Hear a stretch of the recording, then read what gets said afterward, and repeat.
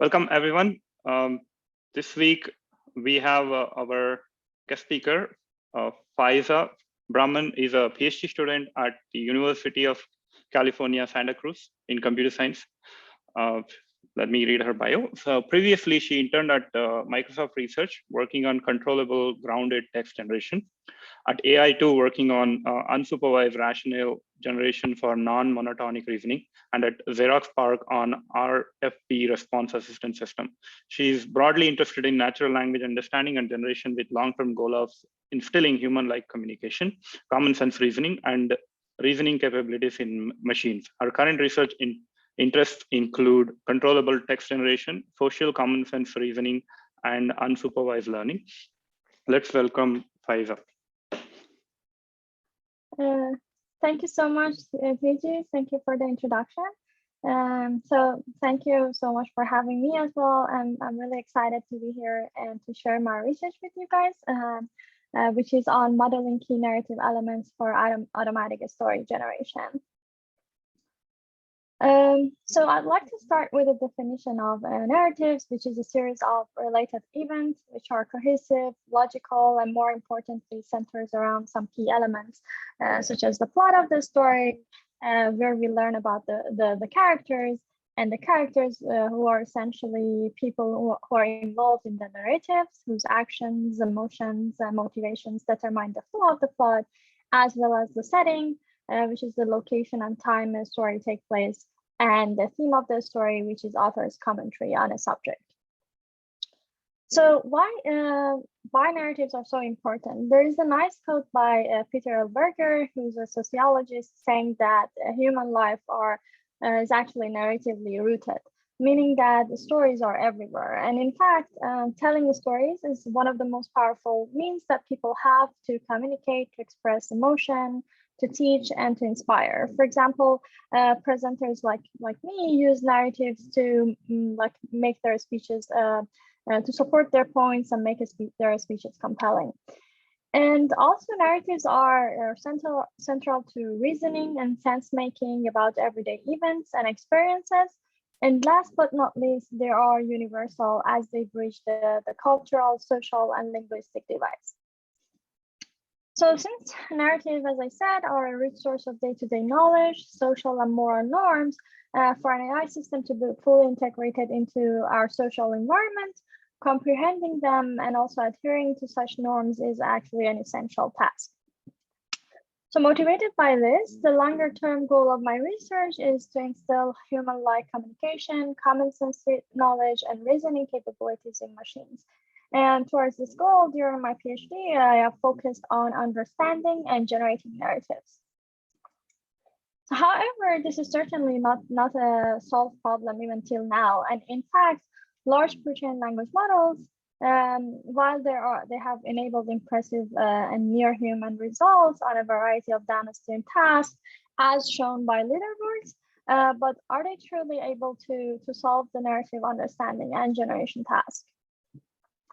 To show some of the many failure modes of language models, it has been shown that pre-trained language models are often prone to output text that gradually diverge from the given title.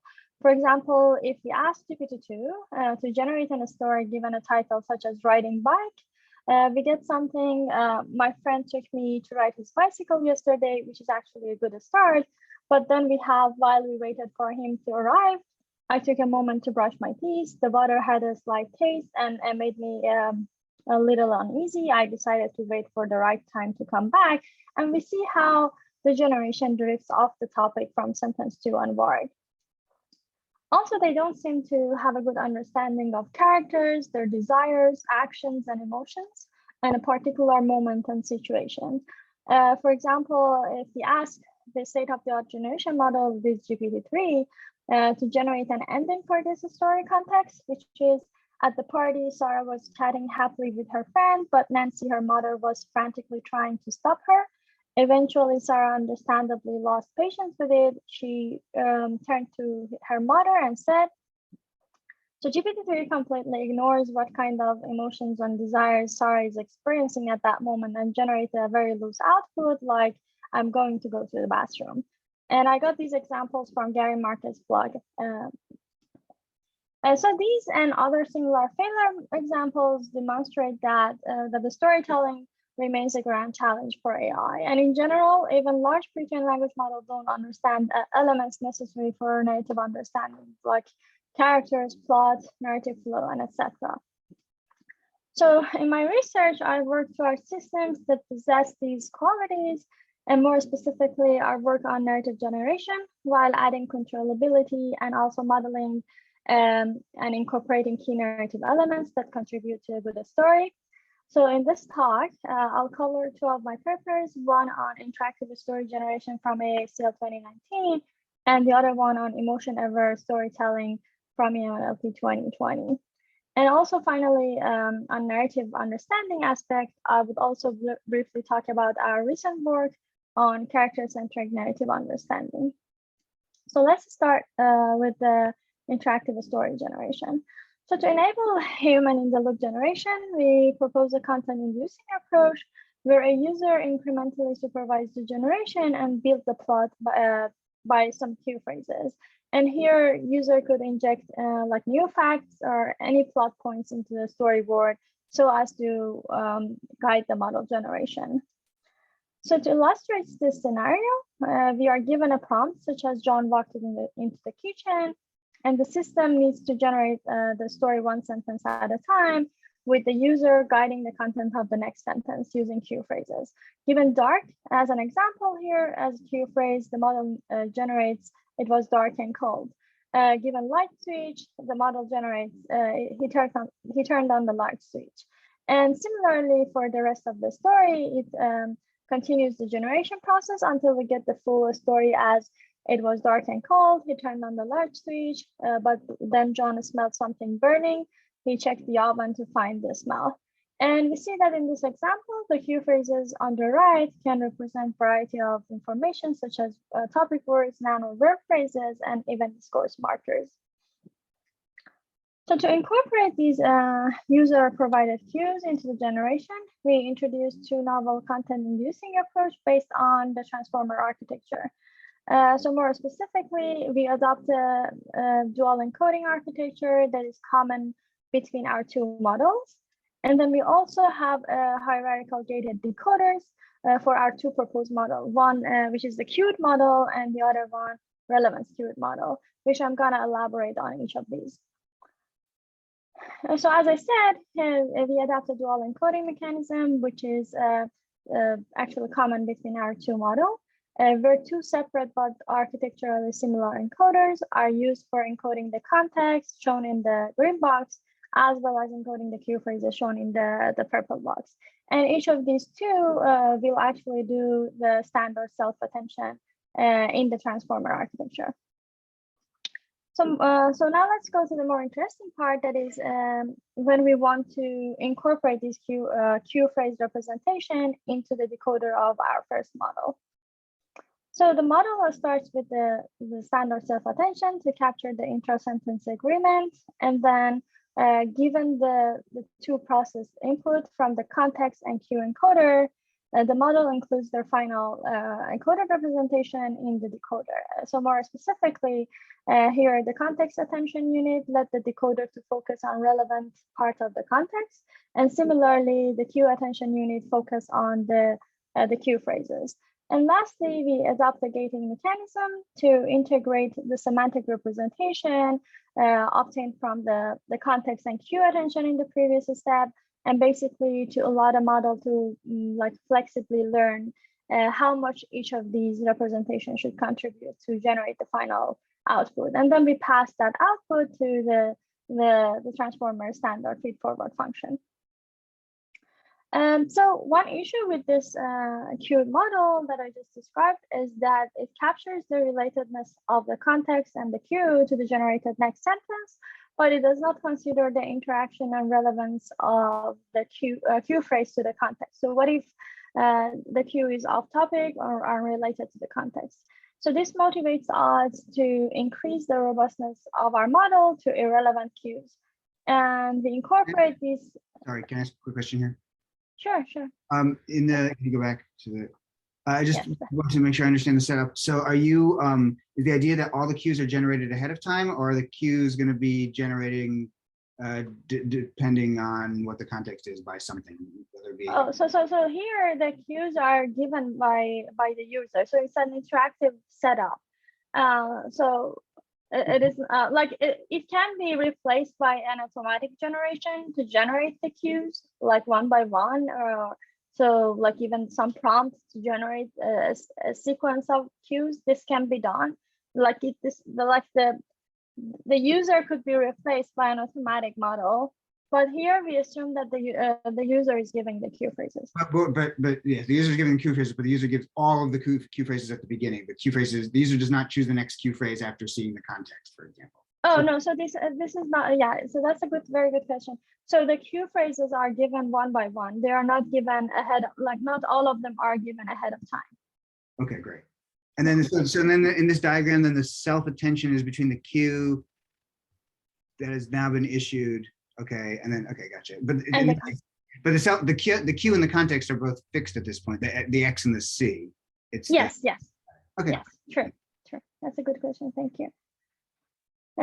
So yeah, and then as I said, to improve this robustness, we incorporate this relevance of the cue and the context in the decoder of our next model called a relevance queued model.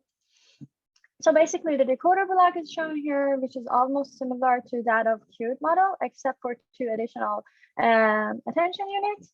And this is the context cue attention unit to characterize the relevance between the context and the cue, and to basically highlight the effect of words that are more relevant to the context, and thereby improving topicality.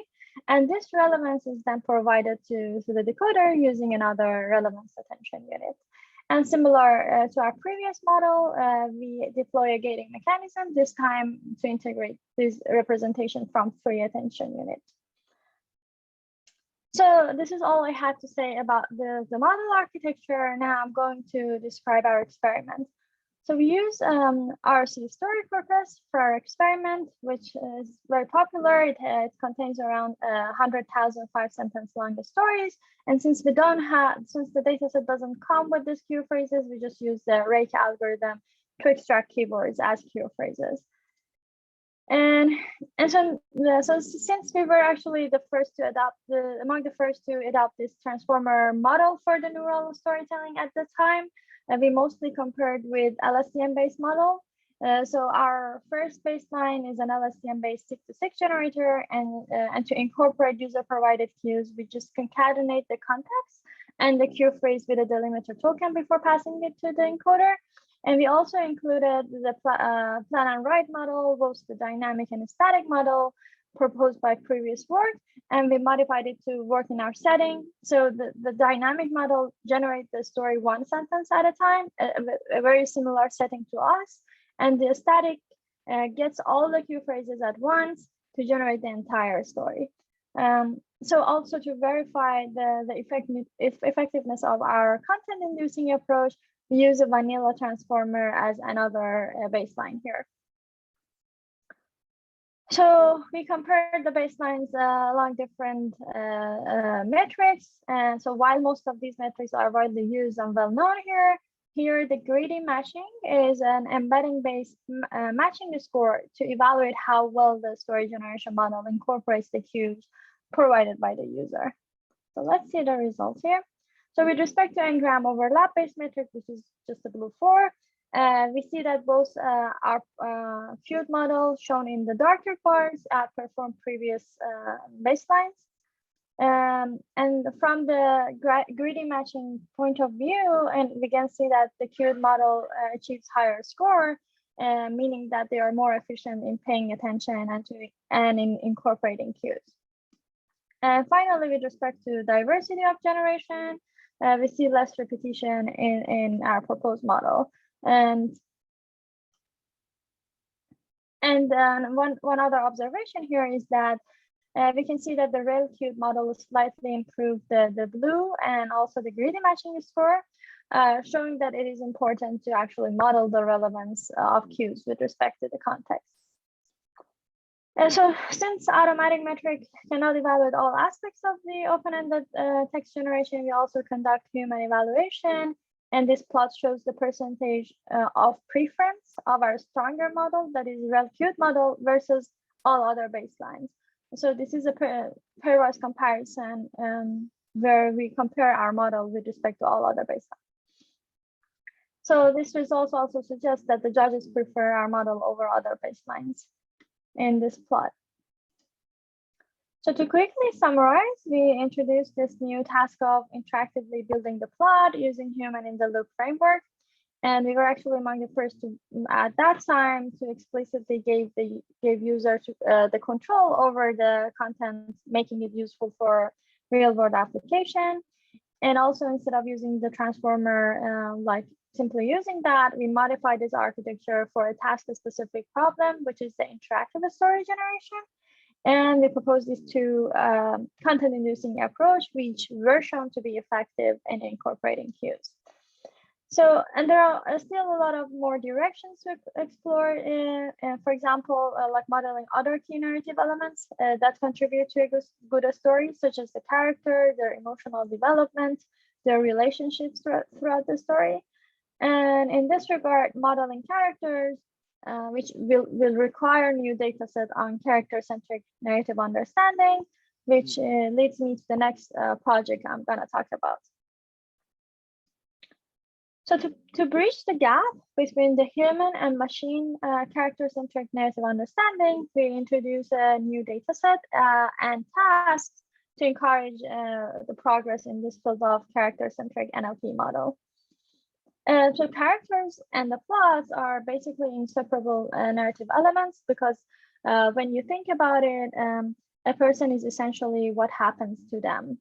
And when reading a literary piece, humans often make inferences about different aspects of characters, such as like their roles, personalities, relationships, motivations, and even their development throughout the story. For example, like for the book like Jane Eyre, some character-centric inferences that one can make is that she's an orphan, isolated girl living with her aunt, or by the end of the book, she became a powerful, independent woman. And so while these tasks, this can be an easy task for human, building such a character-centric view of the narrative can be a challenging task for machine. And to encourage research in this field, we present a new data set called LISCO. That is a data set of literature summaries paired with description of characters that appear in those summaries. So let's take a closer look at one of the examples in the data. Here I'm just reading the more interesting stance. So in the book summary, we have the plantation's boss, Boo Bottom, has been murdered just before the novel begins. Candy believed that Matthew killed Boo, but as Matthew is virtually her foster father, she wanted to make every effort to protect him. And the description for the character Matthew is the man suspected of killing Boo Bottom because Boo was killed outside of Matthew's house. And especially somewhere it says, Candy adores Matthew because he basically raised her. And so we believe that this dataset offers a novel abstraction task because things like being virtually someone's foster father is expressed as something like he basically raised her, and showing that there are some important facts about characters that can be inferred from the narrative, which might not directly be stated in the text. And these character descriptions are sort of analysis and not just summaries of narrative from the character's point of view. So apart from this novel abstraction task, the average number of tokens in the summaries are beyond the comfort level of most of the existing systems, posing another challenge for neural models by requiring them to process long documents and to build good representation of them. So now, so I'm not going into the details of the dataset collection in the interest of time, but I do want to highlight some important aspects of the dataset here. So first of all, we collected this data from various online study guides, where both the summaries and character descriptions were written by literary experts. And We collected them from 1,200 unique books, which result in around 10,000 summary description pairs, with the average number of characters per summary to be around 5.6. And like we also assessed the quality of the proposed data set and the tractability of the tasks that we introduced through human evaluation, where we found that around 75% of the summaries in our data set contains reasonable amount of information to drive the character description, which means that this source target issue is not very severe in this data. And more than 90% of the time, annotators consider writing the character descriptions from the summaries and kind of easy task and not too difficult. So with this data set, we want to know how good are modern neural models at character-centric narrative understanding. So having this data set, we introduced 2 new tasks, namely character identification, which basically identify the character from an anonymized character description given the book summary. And here we experimented with both generative and discriminating approaches, including multiple choice QA. And we also introduced a more challenging task, which is character description generation, which required the model to analyze the literary piece from each character's perspective, and then to generate the coherent descriptions about each of the character. So glossing over the time, the details in the interest of time, our experiments showed that a pre-trained language model leaves plenty of room for improvement on both tasks, especially for the character description generation. So to show directions for future models to focus and to improve upon, we also did human evaluation and thorough analysis. So we picked our best performing model according to automatic evaluation and asked annotator to evaluate the generated descriptions on different criteria, such as grammatical correctness, logical correctness between sentences, faithfulness to the book summary, and also centrality to the salient facts and events. And according to the results, we found that most of the character descriptions show reasonable amount of grammaticality, which is also shown by previous work, but they lag behind on faithfulness to the book summary and centrality to the main and salient facts. And since language models are in general not very interpretable, we conducted a thorough analysis where we collected more fine-grained feedback from annotators on the types of errors current model makes related to narrative elements, such as the event, role relationships, like personal characteristics, behavioral characteristics, which also includes motivations and goals. And here we found that important, like generated description make fewer mistakes in capturing personality-related attributes, only 12% of the time, and more in representing important and salient events, which is 46% of the time. So the LISCO dataset is just the first step to encourage progress in this line of research. And in this work, we showed through a series of experiments that existing systems are not up to the task of narrative understanding, especially from the character's point of view. And there are several aspects of character understanding, like their desires, their needs, actions, and relationships that future model could focus on, and some of which we already started working on here. So one is that toward better character understanding, we first need to have better text representation, especially for longer documents. Also, it is important to capture implicit knowledge in narratives and narrative discourse and to read between the lines so as to be able to abstract out how characters are truly portrayed in a narrative. And so remember the foster father and raising her example in the beginning and that I talked about. And so one other idea, which is I think some works has already, there is some existing work on that, is to build character representation and mental models, which kept getting updated as the document is being encoded. This includes like having a sort of entity memories to store and summarize what particular characters go through the course of the story. And to build such mental models on the fly and to analyze the plot through the lens of characters, we can leverage common sense to make inferences on motivations or consequences of actions and their psychologies. For example, it is important to understand the mental states of characters and how they are feeling as the narrative progresses, which is the focus of the next piece of work on modeling emotional development for emotion-aware storytelling. So apart from the previous narrative elements, such as the plot, the events and characters, this time around we ask what are other key elements that makes the stories like more relatable and engaging to readers. And we found that stories that last evoke emotions. In fact, interesting stories often depict evolving characteristics, such as changing characters' emotions in their plot as they progress through.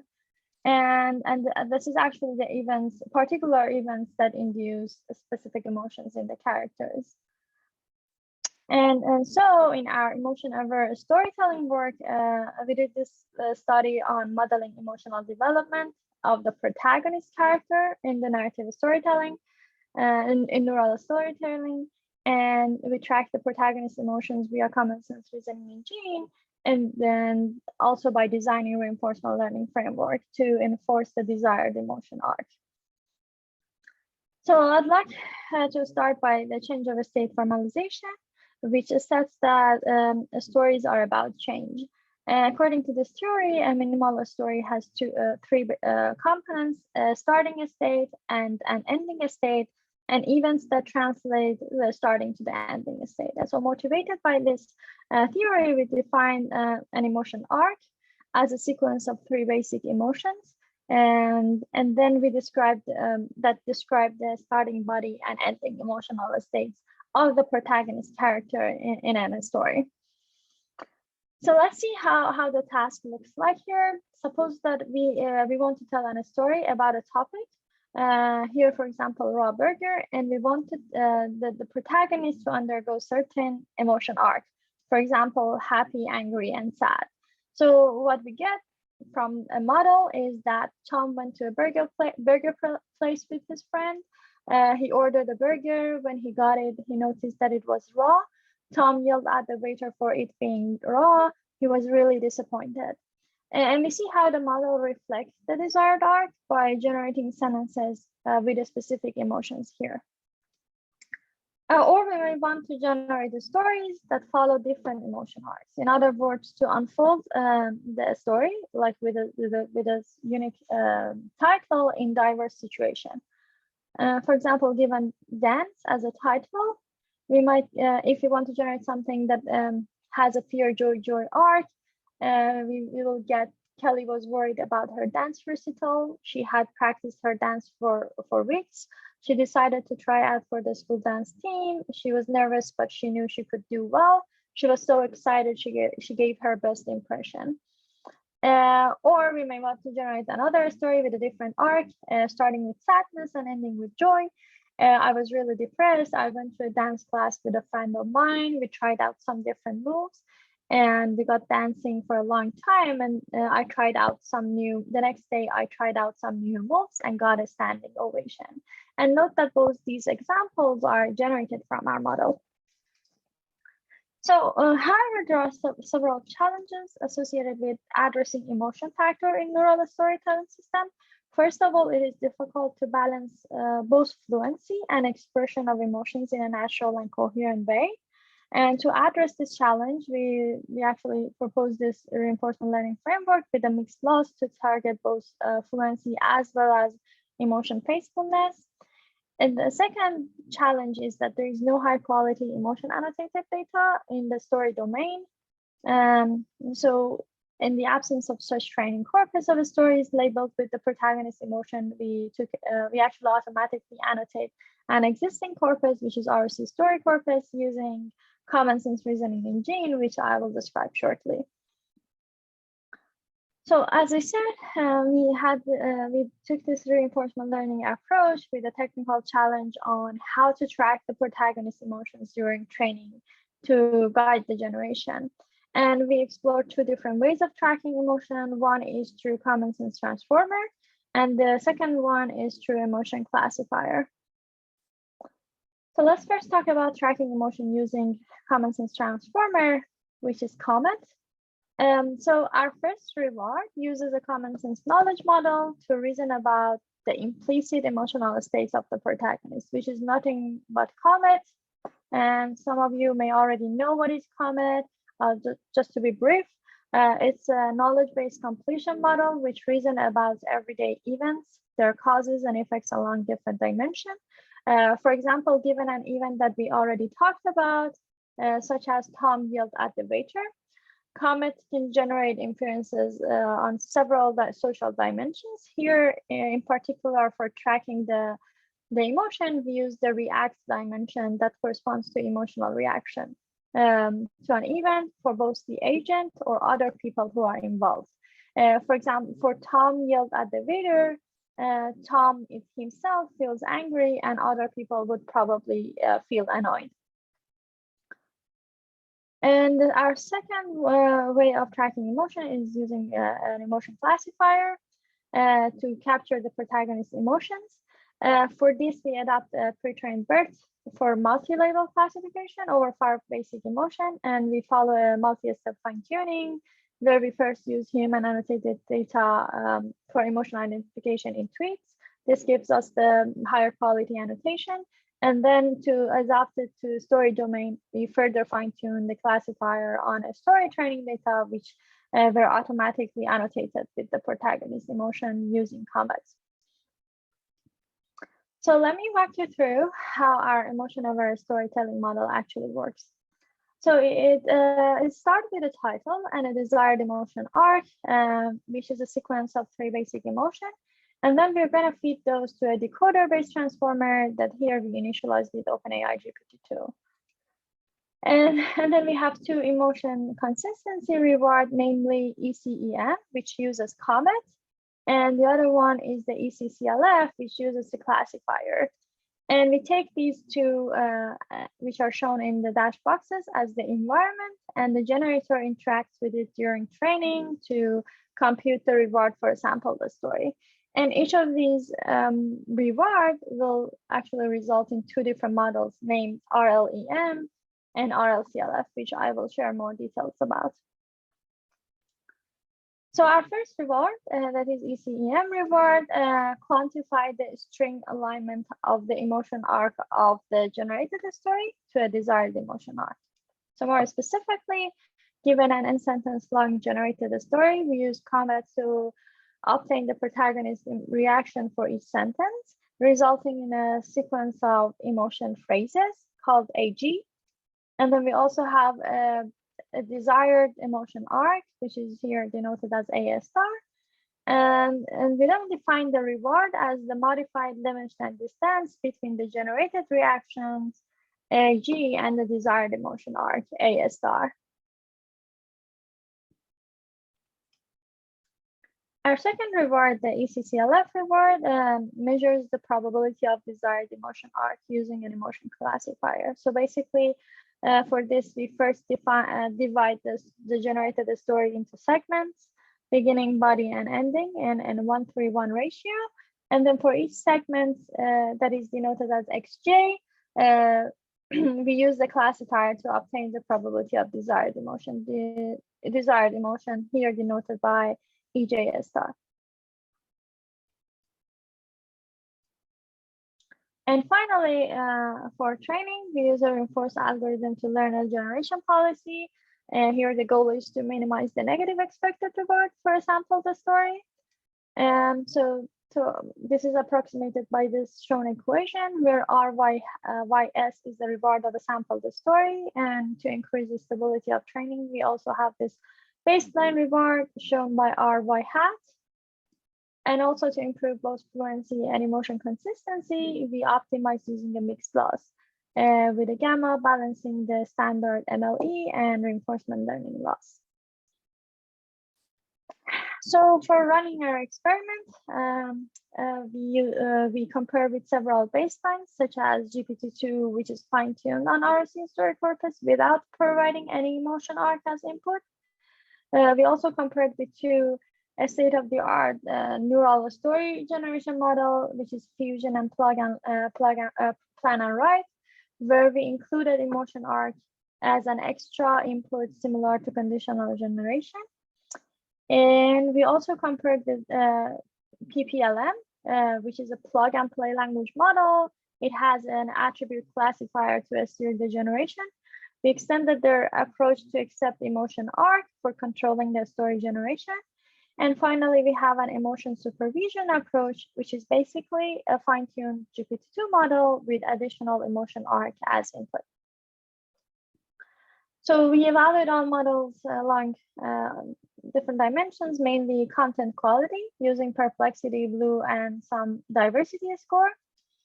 And more importantly, since our focus is on emotion-aware storytelling, we evaluate them on emotion faithfulness. And here I'll cover some of these results.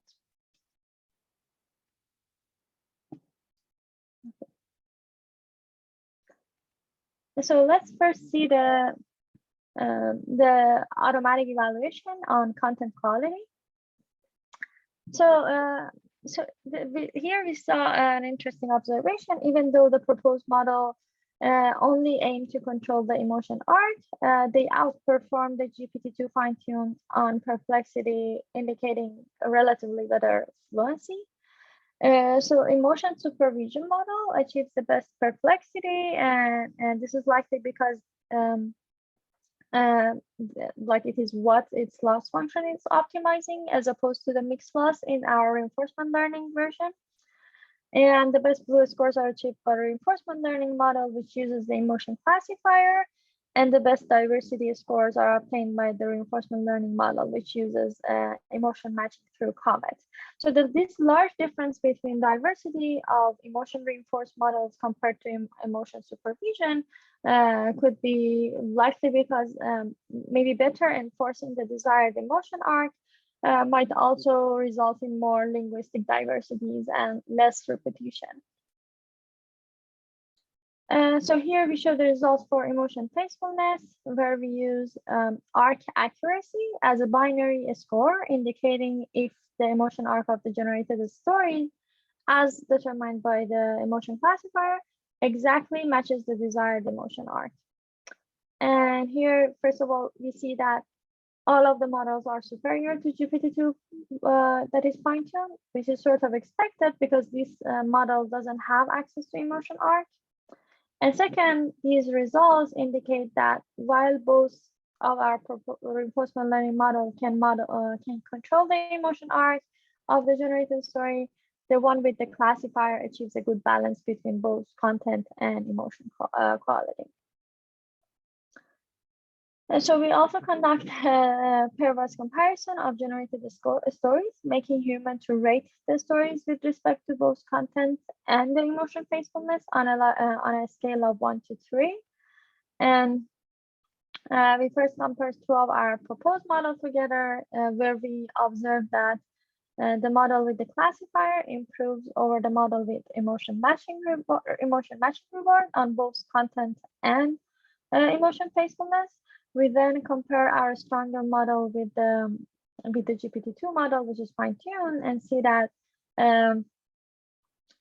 actually it's not only better at adhering to the emotion arc, but it's also better at generating better content.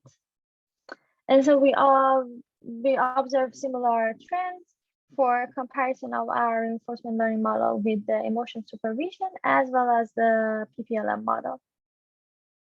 And finally, we asked annotators to specify their overall preference of the RLCLF model, that is the model with the classifier, over all other baselines. So we see that it is preferred with large margin shown in the orange part of the bars. So to quickly sum up the contribution of the paper, we present the first study that models protagonist emotions for neural storytelling. So previous works have been mostly limited to shallow binary sentiment, Also, we were the first to work to model evolution of emotion instead of like looking at the overall static emotion.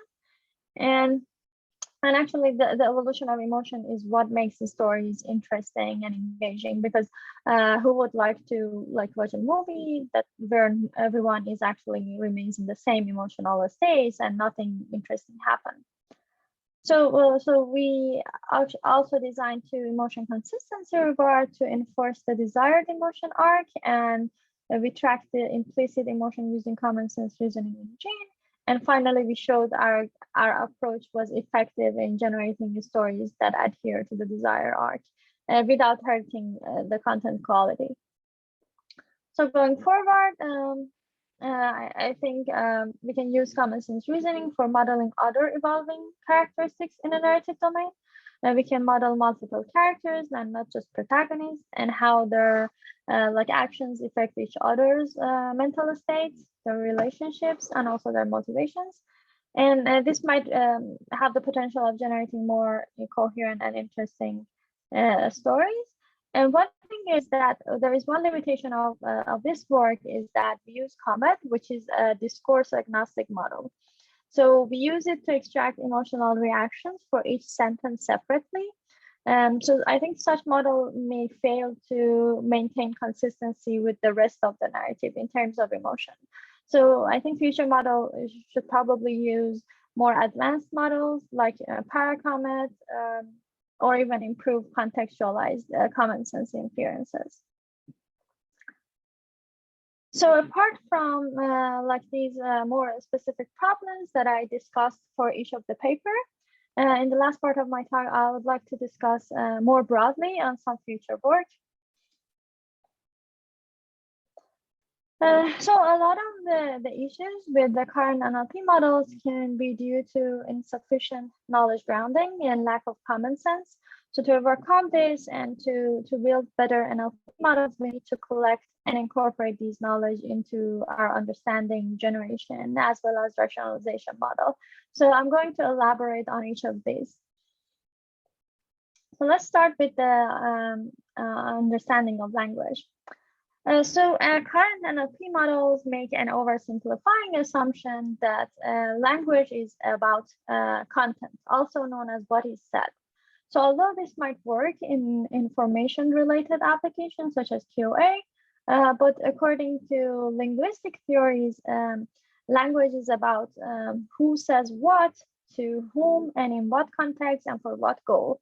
So unless we start paying attention to these social factors of language when designing NLP models, we are actually limiting the NLP's potential application. So I'd like to discuss these social factors in language through some example here. So one of these social factors is social and interpersonal relationship. Here, the implicit meaning of a content should be interpreted not just by content, but also by considering the relationship of a speaker. For example, for this, I see you have every season of Sex and the City on DVD. If the speaker is actually the parent of the person, it might imply that I don't approve you of watching this show, you should get rid of those DVD. Or if it's the speaker is the friend of the person, it might imply, I wish I had those, can I borrow them sometime? Another important social factor is the context. Like when interpreting a text, it is essential to consider the context, that is everything outside and around the text, such as the location, people, situation, and etc. For example, he threw the book at me can be interpreted in two different ways depending on the context that it happens. When a context is I was playing with John and he got wild and threw the book at me. Here the context is actually literal. There is no meaning other than the obvious here. However, in another context, such as when I arrived at the court for sentencing, the judge threw the book at me. In this context, we have a courtroom, we have a trial and a judge. So here, throw the book at someone means to punish them as hard as possible. And basically here we are dealing with non-literal meaning essentially. And this is also helpful in toxicity detection models to know when, for example, like swear words should be flagged or not, depending on the speaker and the relationships between interactants. Communication goals also shape how speakers arrange their words and styles. So text that one aims to convince others might use like persuasive strategies, whereas texts that aim to entertain audiences can have like narrative style, including like figurative language or humor. And so therefore it is essential for NLP systems like text generation to be aware of these communication goals in order to arrange their words in a to arrange their words and also word choices and styles. So there are also other social factors such as social norms, culture, and also the individual speaker and receiver. And so I think current NLU models and their solutions lack these such common sense of sociolinguistic competence, and this might lead into like serious failure. So toward addressing some of these, I think there has been many formalism created, which focused on inferential cause and effect knowledge, cultural and social norms, as well as social biases. So I think it's good to continue building and creating these symbolic knowledge bases. And in this regard, in one of our ongoing work, we target the common sense knowledge of the behavior acceptable in different interpersonal relationships, and to create the data resource containing this type of knowledge. So basically it helps us to study how different interpersonal relationships impact the interaction between people. So on the generation aspect of language, current model generate outputs that are often self-contradictory when it is inconsistent with respect to its previous context. For example, given a context such as Sarah wanted to go wining and dining in a five-star restaurant, we might get an output like Sarah was waiting in a burger drive-thru, which sounds a bit surprising because it is clearly inconsistent with our expectation of Sarah's goal and desire. There are also inconsistencies with facts and common sense knowledge. For example, in a persona-guided dialogue, when being a vegetarian is given as a persona, generating an answer like, I decided to go to the steakhouse is contradicting the fact that vegetarians don't eat meat, and meat like a steak is a kind of meat. Another known issues is generating implicit, toxic, and biased language targeting special demographics. So for example, here we have, they have been bred to be good at the sports and entertainment, but not much else, which has a very subtle toxic language. So I think developing methods to make models or their outputs self-consistent, common sense, and socially aware is essential. And one way to go about it is to just have a refinement module on the awareness spans that appear in the generated text. And lastly, I would like just to quickly touch upon common sense and rationality, which are very related concepts. And in fact, common sense, although different from human perception and rational thought, but it cooperates with both.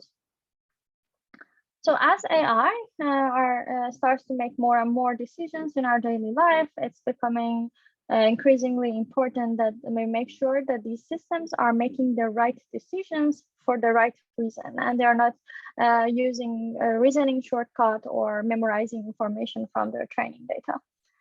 So generating natural language explanations that are grounded in common sense, I think, is a timely research direction.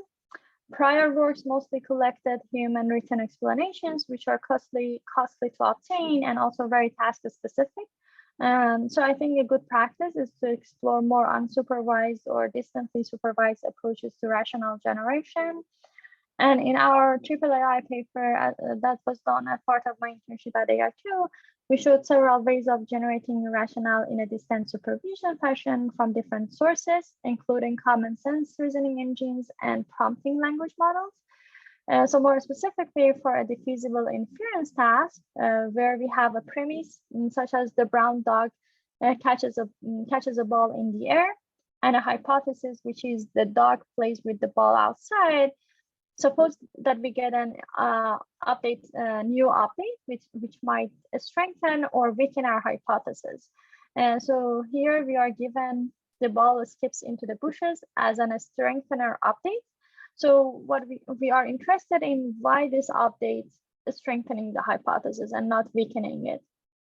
So a possible free text rationale can be bushes can be found outside.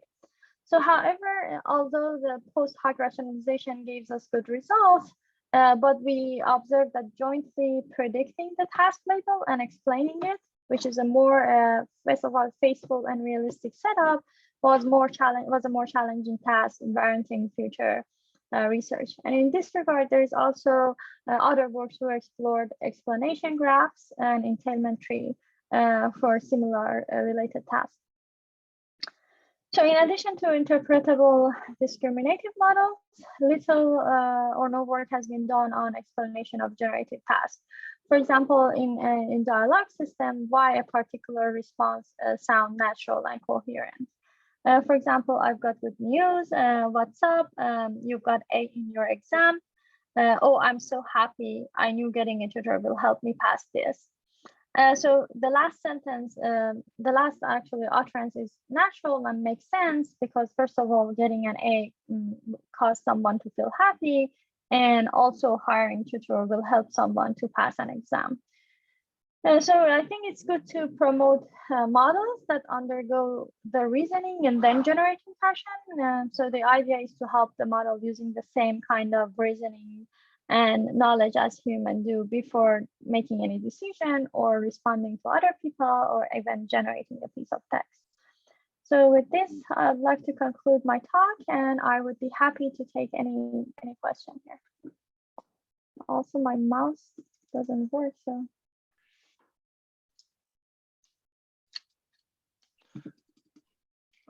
Thank you, Faeze. If anybody has questions, please raise your hand or maybe unmute yourself and ask questions.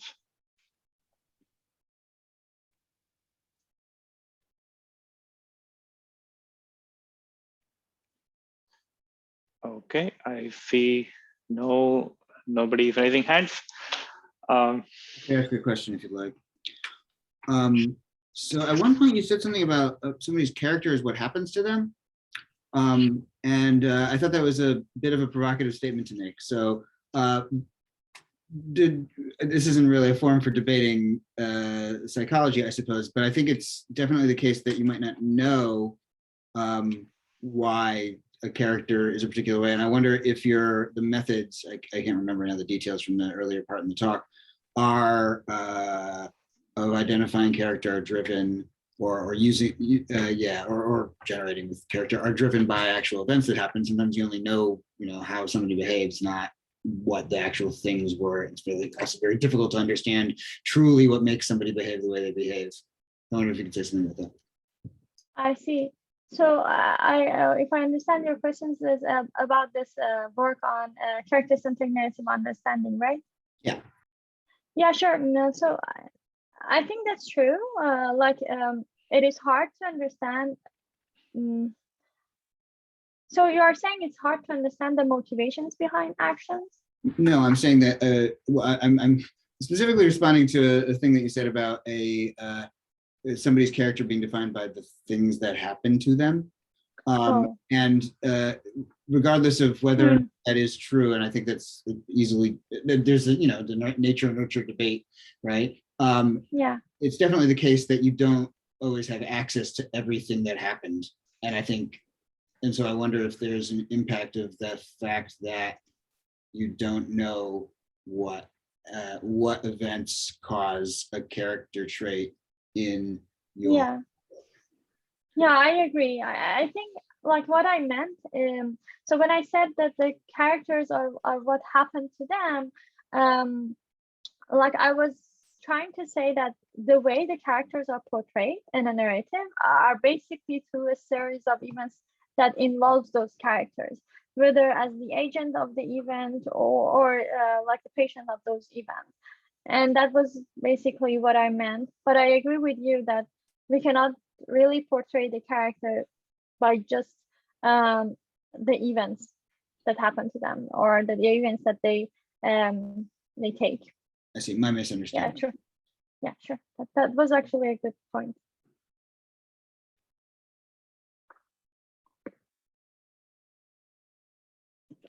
Okay, I have one question. So whenever I think of stories, I think of, okay, so stories, generating longer stories, often our models go off track. So in the data sets and the models you've worked, what's the longest story you may have looked at and then, wow, I'm so surprised model can go this long and not make any mistakes? So actually, the first and the last work that I talked about was on short story generation, and I agree that when moving to long stories, a lot of the assumptions that we made should be revised. For example, we cannot take the emotion of sentences. We probably need to take the emotion of paragraph level emotions and things like that. But our the second work that I talked about, which we introduced this data set, the stories were long. I don't know why I didn't provide the length, but like the narrative summaries was around 1,000 tokens on average. And the descriptions that a model is supposed to generate was also around 500, like around, I would say 300 to 500 tokens. And the issue, like they wasn't that bad, particularly because it was not an open-ended generation, because you gave some source as input. It was conditional generation. You gave some source as input, and the model should rely on that to generate the description of characters. And in that, I mean, I was surprised that the models were not bad, at least on fluency and sort of even coherence. But that was just because it was conditioned on. Right. But when we move to like unconditional open-ended generation, I don't think we can move further than like a few sentences. And after that, we will get off topic, and the coherence between sentences will actually be loose. Got it. Thank you. I think we are out of time. Thank you again for this amazing talk, and thank you everyone for attending this talk. We'll see you all next time. Peter, could you please stop recording? Okay, good. So